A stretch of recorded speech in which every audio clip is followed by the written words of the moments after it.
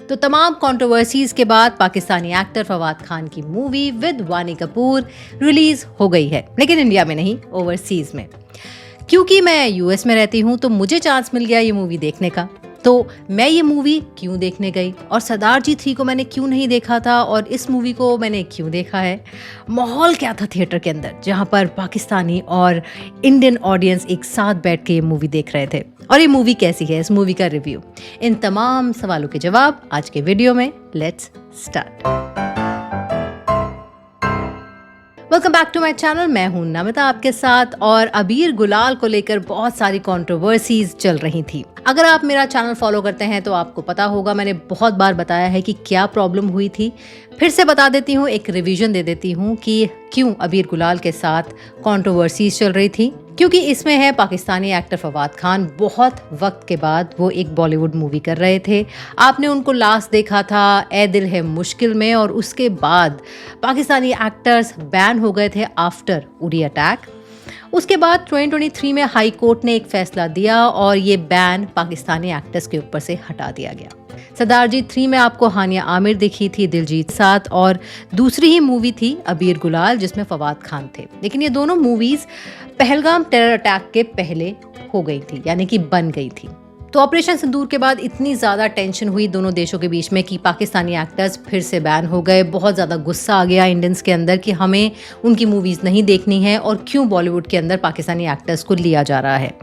लेकिन तब दिलजीत ने कहा कि मूवी तो तब तक बन चुकी थी, तब तक कोई प्रॉब्लम नहीं थी, तो मैं इसको ओवरसीज में रिलीज कर रहा हूँ being a producer as well. जबकि उन्होंने अपने ऊपर ठीकरा नहीं फोड़ा था, उन्होंने कहा था कि दूसरे प्रोड्यूसर हैं, उनका नुकसान हो जाएगा। लेकिन दिलजीत उस फिल्म के प्रोड्यूसर थे और उनको पता था हानिया आमिर इस मूवी में है। उन्होंने फिर भी उनके साथ काम किया और बाद में ये कहा कि प्रोड्यूसर का घाटा हो जाएगा, इसलिए हमें ये मूवी रिलीज करनी पड़ेगी। प्रोड्यूसर्स ने डिसाइड किया कि ये फिल्म ऑब्वियसली अब इंडिया तो नहीं लगेगी, तो इसको ओवरसीज रिलीज करते हैं। तो ऑब्वियसली इनका बहुत पैसा लगा हुआ है। फेयर इनफ, बट उनका टाइमिंग बहुत गलत था। मई में ऑपरेशन सिंदूर हुआ और जून में ही उन्होंने मूवी रिलीज़ कर दी, जब मामला बहुत ज़्यादा गर्म था। उन्होंने जिस तरीके से उन्होंने ये बात प्रोजेक्ट की वो शायद लोगों को पसंद नहीं आई, और इसी वजह से मैं भी सरदार जी 3 देखने यहाँ पर नहीं गई थी। एक मेरा प्रिंसिपल पॉइंट ऑफ व्यू था कि वो जो सिचुएशन थी वो अच्छे से हैंडल नहीं की गई। जबकि ऑन द अदर हैंड अबीर गुलाल भी उसी टाइम पर रिलीज़ होने वाली थी, और किस तरीके से अबीर गुलाल के मेकर्स ने जितने भी गाने या फिर टीजर रिलीज किए थे वो धीरे धीरे यूट्यूब से डिलीट कर दिए और एकदम चुपचाप बैठ गए। कोई शोर नहीं मचाया, कुछ नहीं कहा। और मई में ऑपरेशन सिंदूर हुआ था, तो सितंबर में जाकर उन्होंने फैसला किया कि अब हम ये मूवी रिलीज कर सकते हैं। शायद अब लोगों के सेंटिमेंट्स उतने हर्ट ना हो। बात अभी भी वही है, Pakistani actor in Bollywood movie जो इंडियन एक्सेप्ट नहीं करते। लेकिन किस तरीके से दोनों सिचुएशंस को हैंडल किया गया, बस इसी में डिफरेंस था। मुझे ऐसा लगा सरदार जी 3 के मेकर्स ने थोड़ा एरोगेंटली इस सिचुएशन को हैंडल किया, वहीं अबीर गुलाल के मेकर्स ने उसको थोड़ा मैच्योरली हैंडल किया। That's why I decided to go and watch Abir Gulaal. Although मैं दिलजीत की बहुत बड़ी फ़ैन हूँ, सरदार जी के जो फ्रेंचाइज है उसकी बहुत बड़ी फ़ैन हूँ, नीरू बाजवा मुझे बहुत अच्छी लगती हैं, तो मैं मूवी देखना चाहती थी। लेकिन अनफॉर्चुनेटली तब मैंने ये डिसाइड किया कि चाहे ये मूवी यूएस में भी रिलीज़ हो रही है, ये मूवी मैं नहीं देखूंगी। एंड आई वॉच्ड अबीर गुलाल। और जब हम थिएटर में गए तो ऑब्वियसली वहाँ पर दोनों मुल्कों के लोग बैठे हुए थे, पाकिस्तानी और इंडियंस। और वैसे तो हम सब एक जैसे ही लगते हैं देखने में, लेकिन कुछ कुछ डिफरेंस हमें समझ में आ जाता है कि कौन पाकिस्तानी है और कौन इंडियन है। लहजे से, थोड़े बहुत कपड़ों से, एक आपको हल्के हल्के से नुआंसेस होते हैं, आपको समझ में आ जाता है। शुरू में मुझे लगा कि एक डिस्कम्फर्ट उस तरफ से भी था, हमारी तरफ से भी था, जो पहले मैं शायद कभी नोटिस भी नहीं करती या मुझे फ़र्क भी नहीं पड़ रहा था। लेकिन स्पेशली ऑपरेशन सिंदूर के बाद मुझे ऐसा लगा कि वो चीज़ थोड़ी सी सरफेस पे आ गई है और एविडेंट हो रही है। मेरे साथ में एक कपल बैठा था और वो डेफिनेटली पाकिस्तानी डिसेंट का था, तो वहाँ से भी मुझे थोड़ा सा एक discomfort, body language, peripheral view से मुझे कुछ कुछ समझ में आया। लेकिन जैसे ही मूवी शुरू हुई, पहला सीन ही आया इंडियन स्टोरीज, और इतना ज़्यादा उसमें इंडियननेस थी उस मूवी में। जो पहला सीन था वही पूजा से शुरू हुआ और वही रस्मों रिवाजों से शुरू हुआ। तो धीरे धीरे मुझे ऐसा लगा कि अरे यार, मैं क्यों अनकंफर्टेबल फील कर रही हूँ। इट्स एन इंडियन मूवी और Fawad Khan is in the Bollywood movie. वो इंडियननेस के अंदर आए हैं, उनको पूरा इंडियनाइज कर दिया गया है, तो हमें प्रॉब्लम की होनी चाहिए, you know they should be feeling little awkward, but मुझे ऐसा लगा कि वहाँ पर सब इंजॉय कर रहे थे मूवी को और सबको मूवी अच्छी ही लग रही थी। और जब मूवी देख के हम सब बाहर निकले तो सबके चेहरों पे एक स्माइल ही थी। तो ऑल इन ऑल ऐसी कोई गर्मा गर्मी हुई नहीं जो फिल्मी हो सकती थी, सब अपना मूवी इंजॉय ही कर रहे थे। तो चलिए अब बात करते हैं कि मूवी मुझे कैसी लगी। सबसे पहले मैं आपको एक हल्की सी स्टोरी बता देती हूँ मूवी की क्या है, क्योंकि अनफॉर्चुनेटली इंडिया में वो रिलीज़ नहीं होगी, और अगर आप मुझे इंडिया से देख रहे हैं तो आपको शायद वो किसी OTT प्लेटफॉर्म पे भी नहीं दिखेगी, ऐसा ही बताया जा रहा है। तो मूवी की स्टोरी ये है कि वानी कपूर एम्बिशियस हैं, वो ज़िंदगी में कुछ करना चाहती हैं, अपने पैरों पे खड़ा होना चाहती हैं, राजस्थान से बिलोंग करती हैं, और वहाँ पर उनको अपॉर्चुनिटी दिखती है कि एक कॉन्टेस्ट होता है जहाँ पर कुकिंग कॉन्टेस्ट है, जहाँ पर शेफ़ जो जीतेगा उसको लंदन में एक रेस्टोरेंट में काम करने का मौका मिलेगा। एंड गेस व्हाट, वो रेस्टोरेंट होता है फवाद खान का, AKA अबीर सिंह का।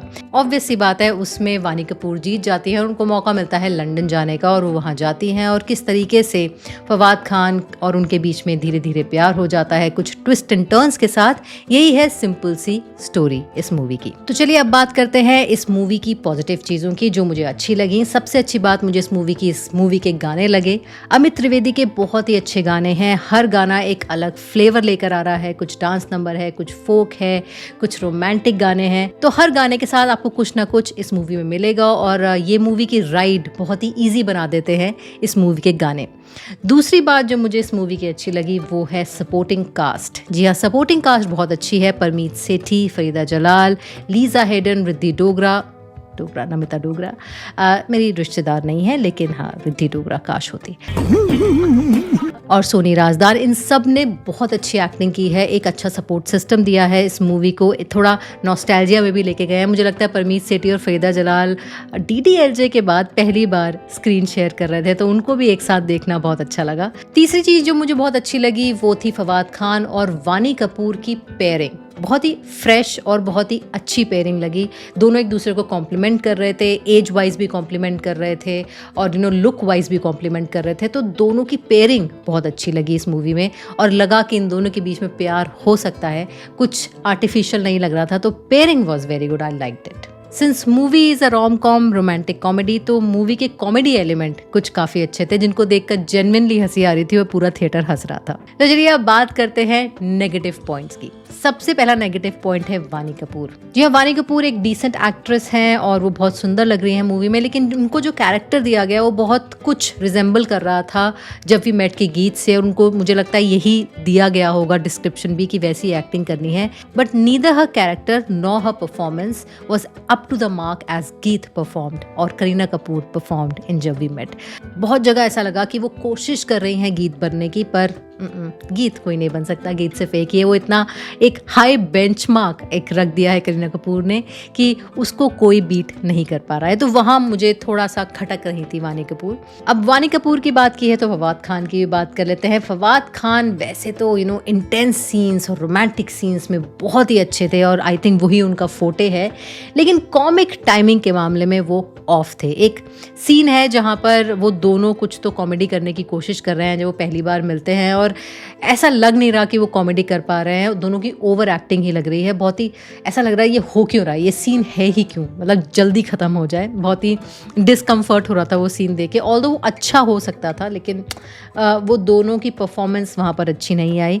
दोनों की कॉमेडी टाइमिंग इतनी अच्छी नहीं थी, स्पेशली फवाद खान, और बाद में भी फवाद खान की कॉमिक टाइमिंग अच्छी नहीं थी थ्रू आउट मूवी। तीसरी चीज़ जो मुझे अच्छी नहीं लगी वो किसी भी सब प्लॉट में कोई डेप्थ नहीं था, किसी भी सब प्लॉट को एस्टैब्लिश नहीं किया गया अच्छे से। बस ऐसा लग रहा था एक सुपरफिशियल सी मूवी ऊपर से चली जा रही है, उसकी कुछ पकड़ नहीं है। And that comes to my fourth point which I disliked about the movie. किसी भी मूवी की कहानी में हम डिसाइड करते हैं कि ये मूवी कौन सी जॉनरा की होगी, ये कॉमेडी मूवी है, ये रोमांटिक मूवी है, ये एक्शन मूवी है, ये हॉरर मूवी है, लेकिन उसके साथ जो एक कहानी होती है उसका एक एंड गोल होता है। आप रोमांस तो कर रहे हैं, हीरो पता है हमें कि हीरो हीरोइन मिलेंगे, उनके बीच में प्यार होगा, लेकिन उस प्यार के सब प्लॉट में एक एंड गोल होता है। हीरो को कुछ हासिल करना होता है या हीरोइन को कुछ हासिल करना होता है, और उस गोल के साथ पूरी ऑडियंस साथ में चल रही होती है, वेट कर रही होती है कि क्या वो गोल अचीव हो पाएगा कि नहीं हो पाएगा। इस गोल के साथ ये मूवी शुरू तो हुई थी, लेकिन वो गोल वानी कपूर ने 15 मिनट में ही अचीव कर दिया। उनका गोल था कुछ अचीव करना, कुछ फाइनेंशियली इंडिपेंडेंट होना, अपने फादर के शैडो से जाकर इंडिपेंडेंटली कुछ करना, वो कर पाती हैं और 15 मिनट में ही, यानी कि शुरू के 15 मिनट में ही उनका गोल अचीव हो जाता है। अब हम और वानी कपूर दोनों ये सोच रहे हैं कि क्या करें।